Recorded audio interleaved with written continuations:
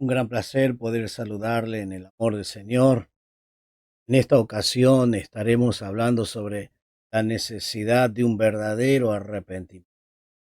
Todos nosotros como seres humanos tenemos la gran necesidad, no la opción, la necesidad de un verdadero arrepentimiento.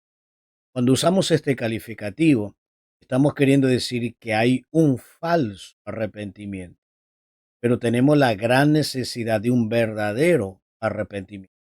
Ese verdadero arrepentimiento nos va a llevar a las experiencias maravillosas.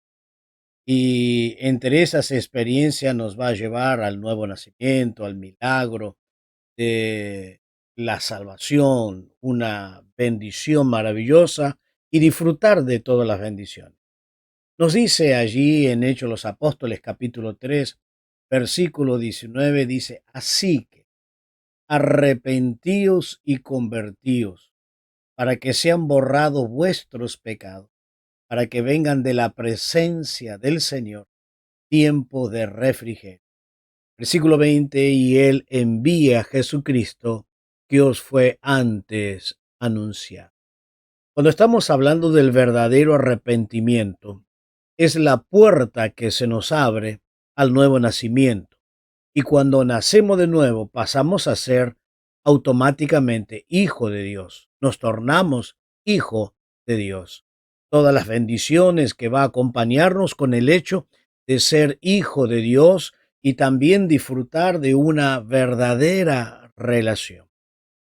Lo que queremos abordar en este programa, las características, las condiciones de un verdadero arrepentimiento. Entonces vamos a observar, el verdadero arrepentimiento tiene 6 elementos muy fundamentales. No puede faltar ni una de estos elementos al arrepentimiento, porque son claves. Ninguno de estos elementos faltarán porque nunca llegaremos al verdadero arrepentimiento. En primer lugar, debemos ser conscientes de nuestro estado de pecado. Entonces, cuando nos arrepentimos es porque hemos pasado a ser consciente. ¿Qué es lo que nos concientiza? Es el obrar del Espíritu Santo en nuestra conciencia. La palabra de Dios leída, explicada, nos muestra que estamos delante de Dios en pecado. La conciencia nos acusa, la conciencia nos hace ver nuestra realidad. Recuérdense el ejemplo de Adán y Eva. Cuando Dios vino al lugar donde se encontraba con Adán y Eva, ellos comenzaron a escapar, a huir. Entonces ellos huyeron de la presencia de Dios porque tuvieron miedo. La conciencia se despertó y comenzó a accionar. Comenzó a darle las señales de que estaba en un estado no agradable, estaba en un estado de pecaminosidad. Lógicamente que el estado de pecado lo lleva al ser humano a 3 resultados o a 3 tipos de muerte. La muerte número 1 es la muerte espiritual, y eso lo dice Efesios 1. La segunda muerte es la muerte física, y el tercer estado, el estado de la muerte eterna. Entonces el ser humano al pecar, él muere en 3 experiencias, 3 ocasiones. Por eso pasamos a ser conscientes. Pero en segundo lugar, la segunda cosa, después de pasar a ser consciente, es sentir tristeza de los pecados practicados. Y esto me llama muy poderosamente la atención.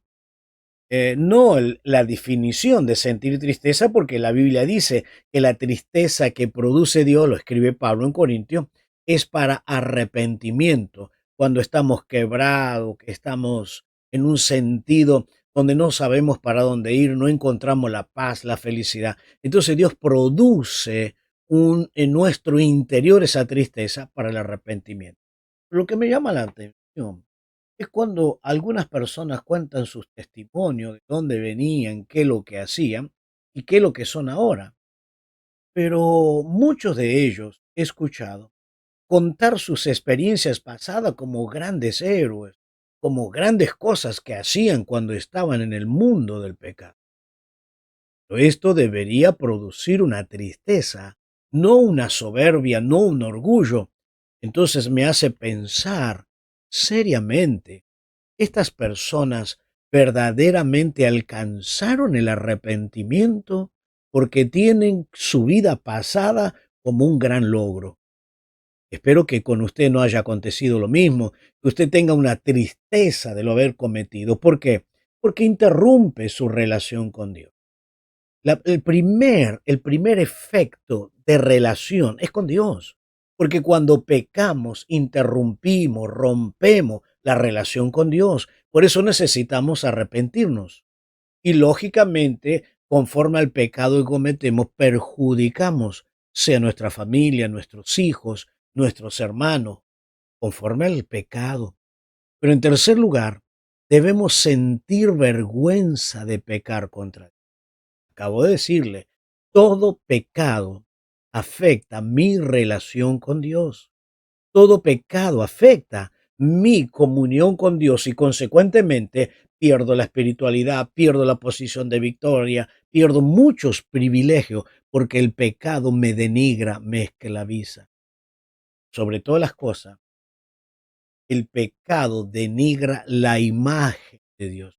No pierdo la imagen, denigra la imagen de Dios. Denigra esa imagen por la cual Dios me ha creado. Cuando Dios nos creó, creó al ser humano, creó a Adán y Eva, allí el hombre tenía la imagen de Dios, pero está su imagen denigrada, como lo dice Pablo allí en su mensaje a los atenienses. Ahí cae nuestra denigración.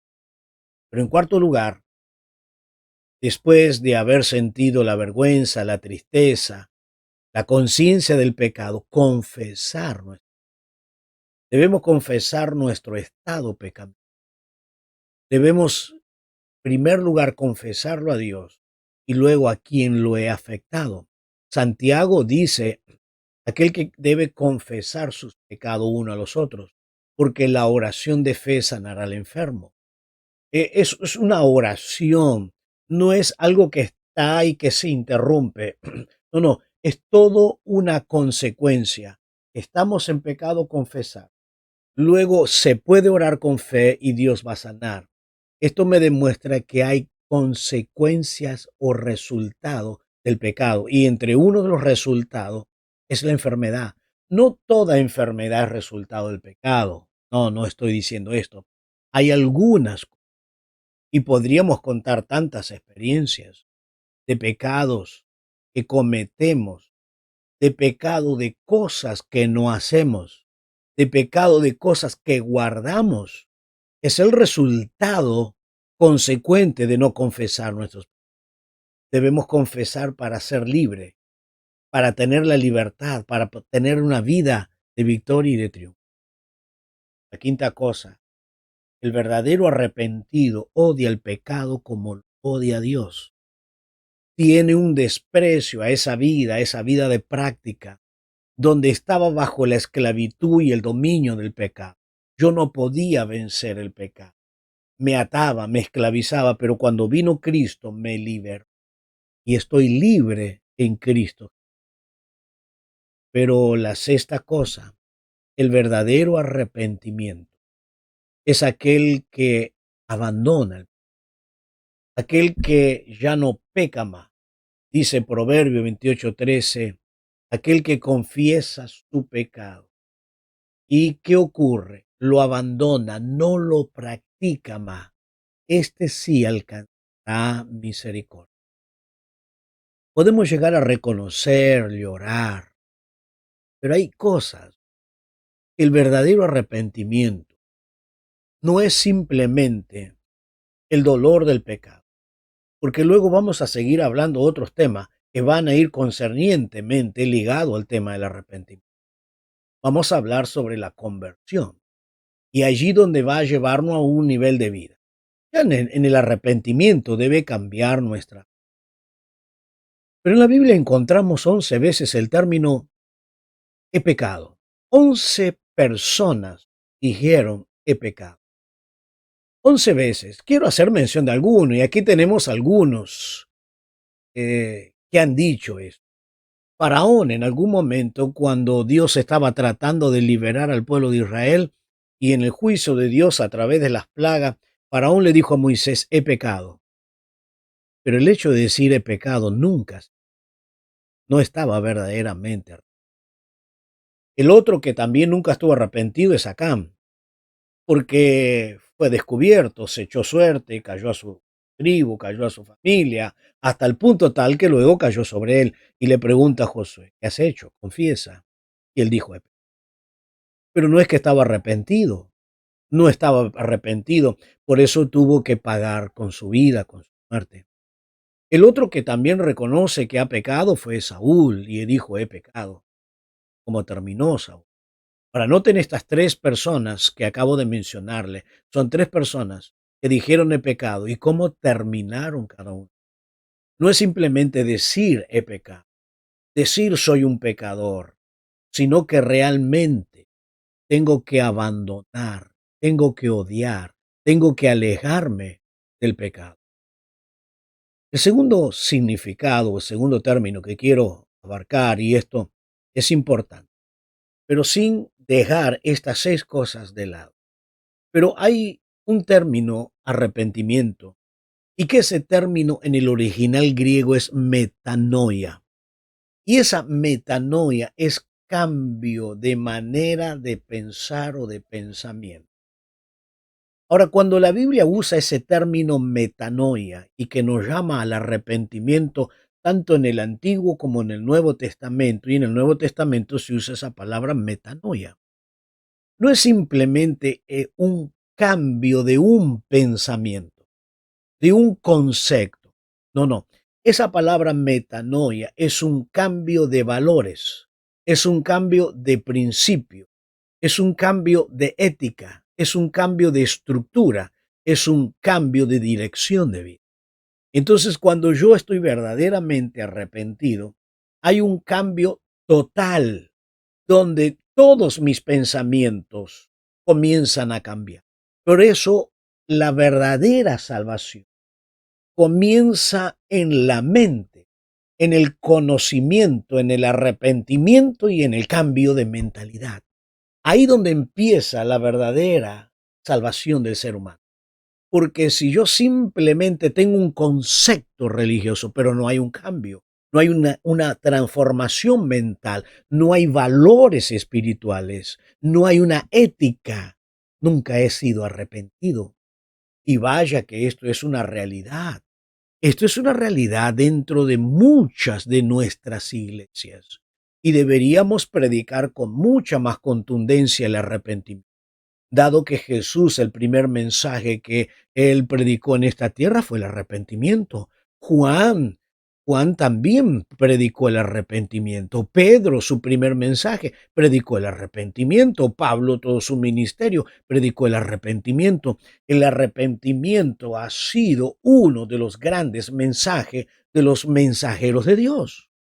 Entonces no debemos dejar pasar por alto, porque corremos el riesgo, mis queridos, de que haya personas que vengan a nuestras congregaciones y comienzan a conocer el sistema, cuál es el lenguaje cristiano, cuál es el comportamiento cristiano, y entonces se van adaptando a nuestro lenguaje, se van adaptando a nuestras costumbres, nuestra manera de tratar. Nunca llegaron a un verdadero nunca llegaron a ese arrepentimiento genuino. Por eso tenemos que tener mucho cuidado. Por eso hay ese gran error de personas que no han nacido de nuevo. Yo le aconsejo a usted que predica el Evangelio. ¿Por qué no predica en estos días sobre el arrepentimiento? ¿Y por qué no exhorta a la iglesia o no le llama usted a su congregación decir cuántos tienen la seguridad de su salvación? Usted se va a sorprender como yo me he sorprendido muchas veces. Y aún en el seminario, enseñando la doctrina de la salvación y enseñando esta doctrina, el arrepentimiento. Lógicamente, tanto yo como profesor y otros profesores hemos llegado a la conclusión que muchos de nuestros alumnos que han venido al seminario con carta de recomendación de sus pastores que realmente son buenos y fieles cristianos, pero que nunca se habían convertido. Se convirtieron cuando estudiaron verdaderamente. ¿Por qué no prueba usted esto? Usted se va a dar cuenta de la triste realidad. ¿Cuántos cristianos, entre comillas, dicen ser salvos, pero no sean? Que Dios nos dé la gracia de, en primer lugar, tenéis estas 6 características. Y luego, tener el significado del término, el arrepentimiento, la metanoia, el cambio de mentalidad, cambio de estructura y de valores, de principios que me van a llevar a este verdadero encuentro con el Señor. Yo deseo que Dios te bendiga, que tengas esta seguridad, porque cuando el Espíritu Santo de Dios obra, hay una seguridad. Que Dios te alcance esta gracia y que puedas ser un verdadero cristiano. Dios te bendiga.